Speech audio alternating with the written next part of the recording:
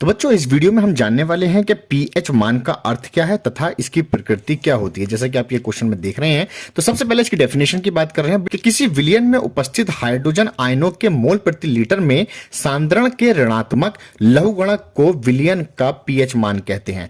अब इस चीज को अगर मैं आपको लिखकर समझाऊं तो ये कुछ इस तरीके से बनेगा कि पीएच मान जो होता है वो ऋणात्मक लॉग और क्या होता है हमारे पास में H पॉजिटिव, ये हमारे पास में फॉर्मूला हुआ करता है। तो ये फॉर्मूला आप याद कर लीजिए, ये फॉर्मूला हमारे न्यूमेरिकल्स करने में बहुत ही ज्यादा काम में आएगा। अब हम प्रकृति की बात करते हैं। हमारे पास में यहां 3 प्रकृति हैं।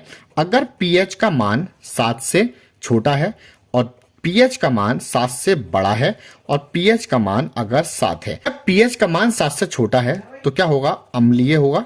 हमारा विलयन कैसा होगा, अम्लीय। 7 से बड़ा है तो यहां पर होगा क्षारीय और अगर 7 के बराबर है तो ये होगा उदासीन।